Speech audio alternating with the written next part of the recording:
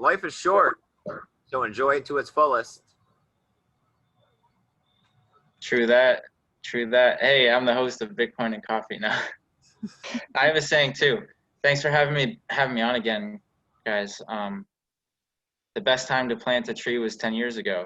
Second best time is today. Same for buying Bitcoin, usually. That is true. Yes. We are very happy to have you back on the show, Josh. And we also have our lovely co-host, Samantha, over here on the sidelines. Hello, everyone. Out here doing what we do, right, Samantha? Yes. Taking time, talking about Bitcoin, appreciating the fact that we're sitting here at that 19,500 level again. People always talking FUD and FOMO, whether or not regulation is going to bring us down, whether the price will slip downwards, whether we'll be in leaps and bounds heading to $250,000, $300,000 in the next year. Is it too late to buy a Bitcoin? As our friend Josh pointed out here, it is never too late to buy Bitcoin. First mover advantage is still upon us, right? When we have less than 1% of the world invested in Bitcoin, you know, I'd like to be a revolutionary. I'd like to think the ideal of us getting out there and putting Bitcoin in everyone's hand and us touching phones and cutting out the middleman. But that's not tomorrow. That's a long way away, right? So between now and then, there's going to be a lot of gray area as we see third parties get involved, stable coins, cryptocurrencies of all kinds. Just stack the Satoshis, right, Sam? Yes. Yes. Oh, it was what, like a couple days ago show, the Modern Investor had done like a third show because he was like super, like, you know, ecstatic, which makes sense. But he was trying to break down like how much Bitcoin is actually even out there to like continue to hodl and purchase and get. And the liquidity crunch. Oh, it was, I mean, okay, so it was like that good and bad again, because it was that same, I mean, if you started doing the math, there really might not be that much out there. Yeah. Yeah. And when there's low spot or whatever liquidity, I mean, that can go big price spikes in either direction. But, you know, that reminds me of how Coinbase did the buying for MicroStrategies when they bought that 400 million of Bitcoin, and Coinbase said they didn't move the price, which, I mean, I'm sure they moved the price as little as possible, but like that's still Bitcoin being taken off the market. That's going to affect the price one way or the like eventually. Yep. So. Oh yeah, like he had a good 10 or 15 people that he couldn't even equate into his like math, because they never said how much they actually had, like between exchanges or like, you know, random rich people or whatnot. But yeah, I mean, I don't know. I think that the crunch is on. I think it is. I think it's going to be a race. And I do think, I mean, it is, if you don't have any now is definitely a good time. If you can buy it, if it like does all of its like, yes, okay, because someday here soon, who knows? I mean, just like these exchanges, if they start saying, sorry, we're sold out, I mean, what does that mean? Because they don't have any more? Yeah, it's the perfect storm for Bitcoin, I think. I'm excited. I am too. Yeah, it becomes this really complicated, complex issue of switching your financial system because you see one dying, right? You see the dollar bills inflating and being printed. You see no other safe reserves, right? People talking about gold and all of that. Then here you see Bitcoin, and for the longest time we sat here and it was an ideal of getting enough people involved so that we could say that this was real, right? Because all you have to do is have enough people believe in anything and it's true. So now that we've gotten enough people involved to say that it's true, we have companies jumping in, right? We have the MicroStrategies, like what we see. Coinbase paying, and then we also have PayPal and all of these other things, and Square. But this isn't the original ideal of Bitcoin, right? The original No. ideal is for me and you to have Bitcoin, the for the people. individuals. Yeah. But everyone becomes okay with the situation because it's been this ideal of let's have a revolution, but at the same time we're going to get rich in the process. So it becomes complicated because you need them for their money, right? That's the only way Bitcoin's price is going to go up, unless you get everyone and their mother to turn around tomorrow and say, we're not going to use the dollar bill, which isn't going to happen because the world's full of lemons. Yes, straight protest, mutiny. But then we see things like the price of Bitcoin is manipulated every time you turn around. They say that it ran up to $20,000 based on some of the stuff that Tether did and whether or not they're really backed by dollar bills like they're supposed to be. Then we also see that we heard that Trump said that pull back the price of Bitcoin. And that's when the future markets open and we start getting paper Bitcoin, and they shorted it for 3 years. And everyone says, oh, well, that's just what institutional investors do. You know, when they pull back the trains, right? They keep using that analogy. And now today we see that they want to outlaw stablecoins, but only stablecoins that they don't control. Well, I mean, of course that makes sense. Well, it seems like they really want to control the box that Bitcoin is in. And ultimately, us as early investors know that that can't be done. But it's a long journey and we have to take the trip, right? And that's the problem is that between here and there, how many of us are going to be strong enough to hold through? Because the temptation at 20,000 seems to be hard on a lot of people. But that's so far from 200,000 or 300,000 or the million. I know, right? All right, I know that was a long rant. It was kind of that was good. That was good. Yeah, the whole stablecoin thing. It's like the government not want people like fractional reserving like the banks do. I don't know, but. Well, I just thought even Coinbase doesn't want this because it's so much compliance work for them. Even though that would be going a long way, they'd have a big advantage being one of the only stable coins that could comply. So. Well, Coinbase Coinbase uses Circle, right, or I USDT. think, or USDT, yeah, something. Coinbase is the C. Ah, Yeah. the C. Ben. Yeah, okay, yeah. So I think that's Big in DeFi, but is more US compliant. I mean, when you talk about stable coins, really, who's using the stable coins? Traders, right? It always seems to come back to why is the scope of the spectrum that everyone wants to talk about always limited to these traders on these exchanges when really Bitcoin is so much bigger than that. You know, they're determining the price. They're saying when really the true people moving Bitcoin are moving it OTC, which has nothing to do with the price on the exchange.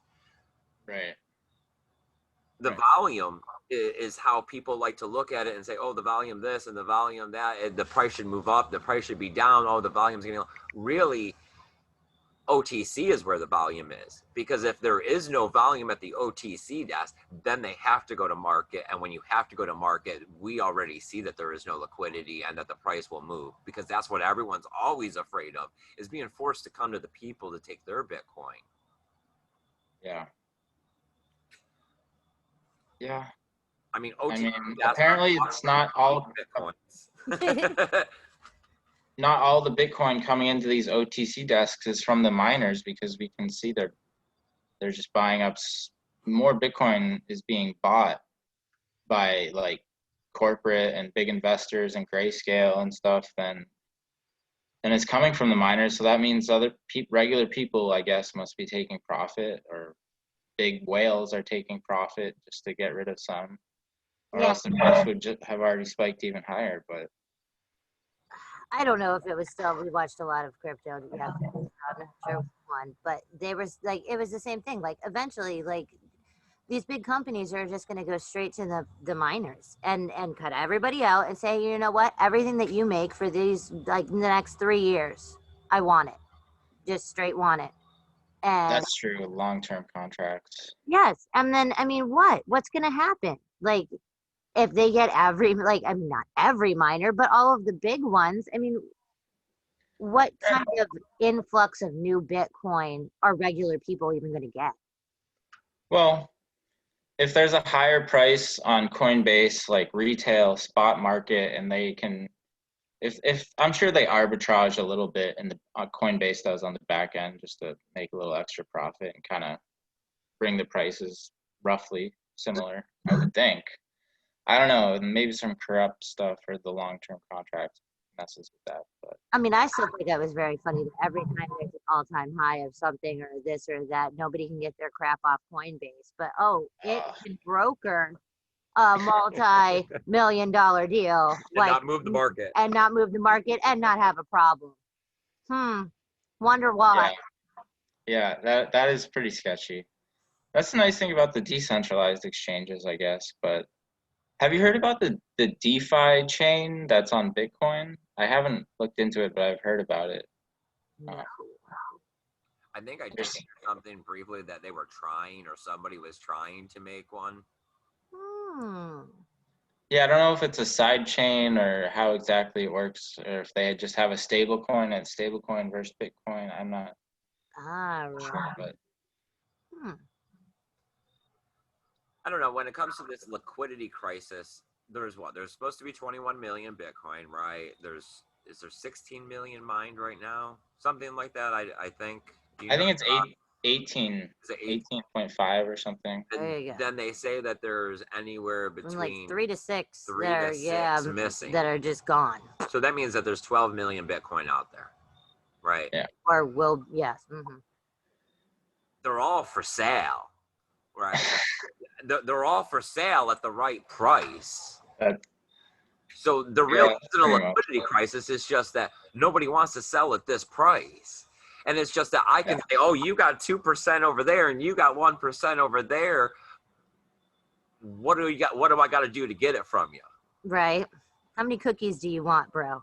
I'll give you this island, this private jet, my wife, everything. Or what do you want? I don't know. It's just that people keep saying this word liquid. It's not that there's a liquidity crisis. It's that nobody wants to sell at these prices. It's that people are looking for a bigger return on their investment. They see the happenings. They see that adoption is coming, and they're waiting for the world to move from the physical paper to the digital crypto. And I think that's part of what we see with the stablecoin is that the U.S. is trying to front run the whole thing and come in with all their regulation because they have to come out with some sort of stablecoin that's going to be the U.S. dollar bill in the next 8 years. I mean, the only thing that they really can do is put up fences. Okay. I mean, like walls. I mean, for real, like that's it. Like there. So, I mean, all of the regulation, it is just going to be to try to box in what they can't even control. I don't know, the problem I always find is that it's the same thing that happens now, is that you say, well, why is the price of Bitcoin not going up? Why is it moving sideways? Who's manipulating it? It's always just at these exchanges, right? All you have to do is manipulate the Bitcoin that is at these exchanges, and you manipulate the view of the entire market. All these people that are holding 2% and 1% in their hardware wallets still are forced to look at Bitcoin through the eyes and the lens of the exchange. Yeah. I mean, it does kind of suck that somebody else tells you, like, yes, the value. Well, that's why I always say, like, during the show, that it's always about not needing to sell your Bitcoin today, because today you have to look at their lens. I can look through whatever lens I want if I don't have to sell it, right? I can keep, hey, I'm looking through $1 million lens. This is a private island right here. When y'all catch up. That is when, yes. Right. So what you looking at, Josh? What's your, lens? Yeah, it's definitely part of the, like, even these big players get the FOMO and the price goes up and they're like, oh, I better buy, and that's why we get these big jumps, and sometimes it just goes sideways and people look to leverage or do other things. And I think the leverage exchanges are probably big manipulators of the price. But I heard CZ from Binance talking one time, and he was like, you know, people accuse us of keeping the price of Bitcoin down. We would love the price of crypto to be super high. We so happy, but I don't know. I think a lot of people want the price to go up, even exchanges. Everybody wants mass adoption, sort of, but yeah, I don't know. I don't know. We I went It mean, just seems like a lot of people are coming around like, yeah, actually, I'm dumping my gold for Bitcoin. you know, right? I don't know. See, we went through the last one, and when it went up, and we started looking at, you know, when Bitcoin was 12, 14, and $16,000, when we came from it being 700, we were like, it was like we could not have had enough. Like there was no way to be able to go back in time and tell Yep. myself, man, you should have bought more. Why did you spend any? Like, yes, all of it. Mm-hmm. So we tried to make sure that we had a plan to acquire as much as, you know, without breaking yourselves or putting yourself out, blah, blah, blah, like they always say, you know, to accumulate as much as you could under 10,000. Yeah, that in hindsight, that was pretty good. I remember when it was bouncing sometimes over 12, like up a little over 10, and then down to like 8, and even like 9,000 range. You were always saying, well, it's under 10, so we're accumulating. And I always figured at that moment, you're pretty much guaranteed at some point you could double your money if you needed it back. You know, if 20 is all-time high, it will always go back to all-time high no matter what. At some point, you At will some reach point. 20. Yeah, and we're here. I mean, I know. it's been a crazy year. I mean, that March crash was pretty crazy, but since then it's been pretty good. Especially the last month or two, it feels like. But Yes, yeah. I mean, I like that it did. It felt a lot more steady. I mean, it was like what, in under a month that it went all the way up to the 20 the last time and went back down. I mean, it was like no time. I mean, now I want to see how 2021 is going to unroll. You know, I mean, everyone's trying to act like things are normal. We see the stock market and all that kind of stuff back to all-time highs, but reality is that we're not there. You know, was watching the news the other day, and they were showing some of the longest lines they've ever shown for food distribution in Florida. Yep, and You how know, like we're gonna people screaming for relief and stimulus checks that end on the beginning of the new year. yes. They said that anywhere between a third to half of small businesses have closed in every state.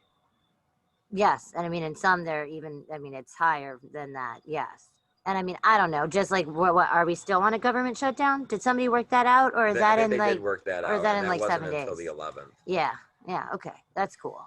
I'm glad that they could pull out some more money out their butts for that. That's cool.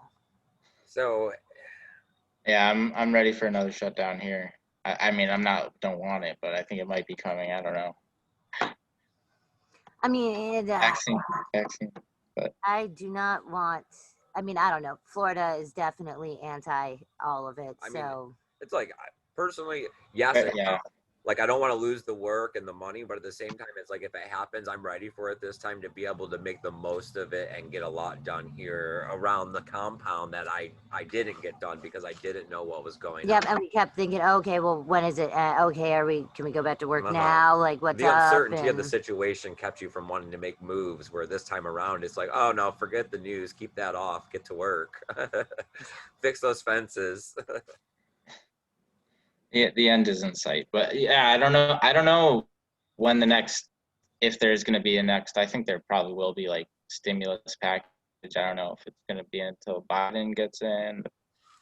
I don't know. I guess it depends who has the Senate, if there'll be another stimulus. But I mean, good short term, good for Bitcoin generally. I don't know. I mean, I would take stimulus to buy more. Yeah, this time Even- around yep. it's like you're seeing the divide between the haves and the have-nots get bigger, and the have-nots are really losing opportunity to acquire a Bitcoin. I mean, that's why a lot of people are starting to stress right now that just get 0.025 Bitcoin, right? That is enough to at least get you into a good enough future where you'll probably be able to feed and take care of yourself if you can hold on to it for 8 to 10 years. That puts you in the proverbial 84 million club, Yeah. which is actually much lower than that if you count how many people actually have that much Bitcoin. It's never going to be more than, it's probably like 10 million or 20 million. But anyway. It probably is. I mean, see, that's what I don't know. Yes. I am happy with the amount of Bitcoin what we have because we have Bitcoin. Like, there's no point in ever like being bitter about it because what's the difference now? I mean, you can never look back. You can never like spend more than you can afford. You can never do those things because I mean, it's detrimental to your, psyche and, all of that. So it is like, just be happy with what you have and be happy that there is going to be millions of people that are literally not going to ever have the opportunity to even be able to own a Satoshi in the end of this. Well, I guess did you have a good Thanksgiving? Thankful to have some Bitcoin. We did. Yep. Thanksgiving went quite well. We're looking forward to Christmas. Samantha's birthday is coming up here. Yeah. What? Yeah, Nice. December 9th. Yeah. The big 40. Yeah. Dude, I'm just going to be 20. I'm going to turn around in like 25. I told her we can just call her 35 for the rest of her life if she wants. We can make that pact right now. Oh. Yeah. But at some point, it'll be highly unrealistic. Like, they're going to look and it's going to be one of those, just don't say anything, right? Yes. Don't tell that woman she is not 35. Oh, 40 and still sporty. I think my mom had a t-shirt that said that. Yeah, I like it. I get made fun of because I'm 30 and Katie's 29, and she's like, "Oh, you're 30." Eugene is actually a year and like a half, 3/4 younger than me. So yeah, I get all of the crises between first. December and March is the only time where it seems like there's 2 years between us. Yep. I get all the crises. Once you're in the same decade, yeah. Yes. Right. At least we're not like Hefnering it. Yes. No. Well, it sounds like that's pretty much our episode, right, Samantha? We're getting off topic. Is there anything else you'd like to talk about with the cryptocurrency and everything that's going on besides just the excitement, right? And that people need to not get discouraged. Getting any amount of Satoshis is a big plus. And of course, the crypto education is the biggest part of all of it, right? You have to somehow not only get into cryptocurrency, not get butted out to go sell and get back into dollar bills, but then you have to get smart enough to learn how to get your own private keys, right? And keep them safe. And then not get caught into one of the traps of sending it off to somebody or doubling it with Ethereum or I wonder, malware. Is proof of keys happening? I don't know. I think I had seen Adam Meister saying something about it, but I didn't watch the episode. I seen it in the title. I know, like Trace Mayer like went dark, so I don't know, like if. Oh, I mean, if proof of keys is coming up, if it does, it would be what, January 3rd? I think is proof of keys. 1st, 3rd, 2nd, one of that shit. Something like that. One of those. One of them. We all. No, you're good. I had one last little thing to talk about. Something I was not sure about in Bitcoin on just like a wallet, because I wanted to transfer. I had like all my Bitcoin in one address, and then I like sent some, and the wallet put the change in a different address that I owned with the same key, But I wanted to consolidate it all back in the other address because that's what I was using on JellySwap. And I wasn't sure if it was like okay to like send part of the funds from that wallet, like just do a max send to that single address. But it worked, so that saved me. It worked. I was just a little bit scared, but I thought it would work, but then I just did it with a small amount and it worked. So. Don't you love it? Like, I remember every time we had a transaction, it was always like, oh my God, is it going to work? Are you going to hit the button? Is it going to work? And now it's all like, what the hell was I thinking? I like the tingles where you're all like, man, this better work. This better not be me being dumb here. Like, I think I got it. Oh, I mean, it's a matter of being comfortable. I remember the first couple of times when I took payment from customers with Cash App and stuff. Oh, It was yeah. like, I was all like, did it send? They're not going to be able to go get their money back. That was like $200. Yeah, I was like, has the phone jingled? Did Facebook say we have? Okay. And it's like, I mean, It's like everything. You have to do something a couple of times. Always the first time, nerves. And of course, the bigger the amount, the bigger the nerves. Yeah, I'm getting pretty comfortable with it nowadays. Like, yeah, but Some wallets don't work in your favor because when you go to send a transaction, the fee for the transaction is separate from the amount that you want to send. And the amount varies, depending on if it's set low priority, high priority. You can set it yourself. Sometimes some wallets auto set it. So I've seen wallets that don't set these things, and then it makes it extra complicated. dude, we have 2 wallets that literally have like, random Satoshis because it is like not movable because thanks to the fact that you can't Yeah, like, dust. yes. Mm-hmm. Yeah, I love it.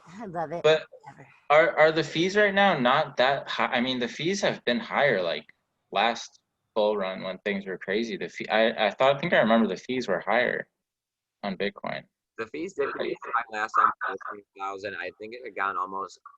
See, people say the transaction fee, but I mean that is if you need to be the next transaction. Yes, I you were like never paid. I think they said that they got up to $75 a transaction last time, or $100. Right. And I think now they were talking about that they had gotten up to 35 to 50 on some of the transactions during peak times. Really? If I am in no rush, I literally pay 1 or 2 sats, and that's it. Because I don't care if it shows up tomorrow. Yeah. Yeah, I think I paid a couple dollars for a transaction not long ago, but that's not bad. I don't think I've ever paid more than $1. Like, I've always been really cheap about the transaction No, fee. I think you paid like $1.50 once, and you were like super salty about it. Probably. But what if it gets stuck for days? Oh, Can no, you like cancel the transaction? Or I'm a little unclear about that actually. I should know, but I don't. There are ways to go back in and resend a transaction or to put more fees with it and cancel it out of the mem pool. It's not the novice thing to do. That's why you should determine the priority of a transaction before you go to send it. Usually when I'm talking about sending transactions with these smaller fees, it is like to myself, to another wallet, a donation of some kind where I want to pay 5 cents or under. Yes, and no one's waiting on the other side. They don't even know that they're getting a donation or whatever it is. Because I've had to do it on Ethereum with Metamask, and it's a little easier on Metamask. Mm-hmm. And like even if sometimes I've just chosen the normal fee, or maybe I chose the slow fee by accident, and it like gets stuck for a while, and I'm like, but they have a cancel button and a speed up button, and they don't always seem to work. But it's like at least they have those buttons, or you can like send yourself a 0 transaction to like cancel your last one if you put the nonce in. Try to avoid that if it's a big transfer anyway. I can't handle the stress. Yeah, I mean, the user interface with transaction has been one of the problems that people talk about with the difference between Bitcoin and Ethereum. The Lightning Network is trying to figure some of these out because that is where you would be doing more of these quick transactions to and from a merchant instead of transacting stores of value. Oh, well, it was the crypto twins, but I mean, okay, so they're stupid. They're horrible. Oh, yeah, that was hilarious that they came back. Do you know who we're talking about? The two... they are comedians in real life. The 2 black guys are comedians. They're twins. They're twins, and they like identical, and they are like comedians. They go by crypto twins. They say Bitcorns. Bitcorn. I'll have to look that up. It's horrible. Bitcoin twins. It's horrible. They were into Ripple, and they disappeared after like the big drop off in Ripple when the whole market crashed 2 years ago. Yeah. And out of nowhere, they just came back and put out a video the other day. Like 3 days ago, and it was we were like, and this is another you're in a bull run when, because it was just like, wow, really? Seen in 2 years. However, they did do a very funny analogy of, you know, the same thing. You're not going to take the brick of gold out of your pocket and start shaving it off for the, you know, the McDouble. So Yeah. it says that you do need the, you know, you do need something else other than Bitcoins to actually, I don't know, do the small stuff, because it would be stupid. It would be, I mean, it would, I mean, it would be like that equivalent just on the digital level. But I mean, you know, how hard does it take to take out of hardware wallets and to move to this and to go to there just to buy something for $10? Well, that's why people talk about that. You don't need to put a transaction for a cup of coffee on the blockchain. That's what Lightning is for. Man, so your name is just, it's shot now? Oh man. Now I wish I had a coffee. I was a little tired tonight. I almost made a nighttime pot of coffee, but I can't drink coffee at night. I should. I don't know. It doesn't bother me. You drink coffee all the time. No, if you want to pay in Bitcoin for coffee and we have the Lightning Network, that's pretty great. I mean, if you want to pay in some other coin or some, I don't think government fiat. I don't know if government fiat's ever going away, but I like pay with whatever you want, whatever. Just buy coffee. But I'm not waiting 10 minutes. My coffee will be cold. So That is true. coffee shops take like 0 confirmations. You can do like 0 confirmations for a coffee shop for a small purchase. It's not like you're going to be like doing some shady stuff. I don't know. Right. Is there like your $7? I think we'll Yeah, let the amount of that. effort that you would have to put in to try to like send the transaction, then cancel the transaction before it actually went through or had a confirmation. Like you'd have to get in and out of that coffee shop and cancel it. Yeah. I guess maybe it would become a problem eventually, but The new dining. if it got easier. Dash of go and buy something Yeah. before it cancel your Bitcoin transaction before it logs. Oh man, be like, no man, confirmation. same time. I need the tray. Yep, same time. All right, and sent. Okay, and no. I like it. I like it. I don't know. I'm still waiting because I think the next big piece of news that we need to hear is one of these companies paying another one of these companies to settle debt in Bitcoin. And I think that the news that we'll hear is not necessarily that they use Bitcoin to settle the debt, but how small of a transaction fee it was for them to settle millions of dollars, you know what I mean? And the amount of time that it took, and that they would be comparing it to, oh, well, normally we would have to go through this banking system and it would take a week and we would have to pay, 1%, which would be $100,000 or something. And they're going to say it took 1 hour and it was $5. Yeah. That'll be nice. I don't know. How do you feel about an ETF or like more? Or did you hear the news about the S&P is going to have a separate like cryptocurrency index fund? Yeah. Determine the price. Turn down they're going to list like 500 cryptos and have a whole like new, like not the NASDAQ, not the Dow, not the S&P, but like a crypto thing. I had heard about that.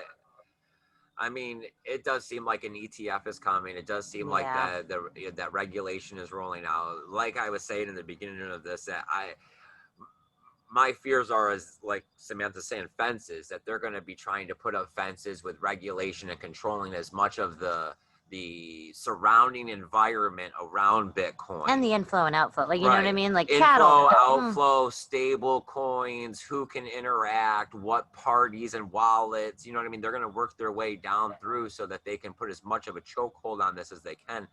But I'm glad that we're all here, because really this influences people who don't have Bitcoin yet.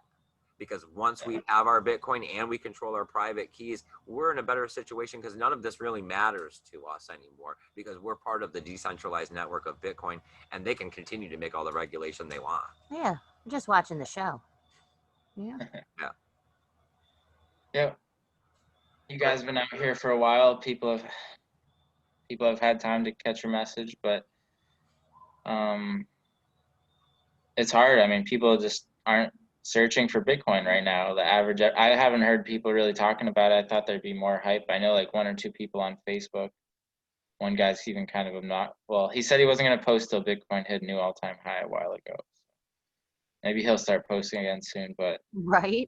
the ETF, it's going to be harder to use than gold. But it's like someone was saying the United States is kind of not doing themselves much favors because they're putting so many sanctions and regulations on the dollar that people are going to be like, screw using the dollar. I have to go through all these banks and I get sanctioned, and I'll just use Bitcoin. So. Oh yeah. They're going to try to make it just as hard as, I don't know. But yeah, you can't really control Bitcoin. I mean, that's going to be the fun of all of us. We get to see how it unravels and I unfolds. hope we do. Yeah.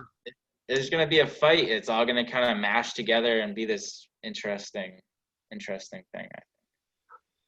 I don't know, because I mean, for a long time I thought, the revolution, right, that we're going to freedom fight ourselves into a better future, and it does seem like that it is going to be this seesaw effect of back and forth of Bitcoin empowering people, and then over regulation, and then us taking back, But Bitcoin is here. It is the tool that we're going to use. It is just, the ideal of the network effect. We got to get more people on board, because once we're controlling the 12 million, then we have the power, right? We've all agreed that Bitcoin is what we can transact with, because, right, he who holds the gold.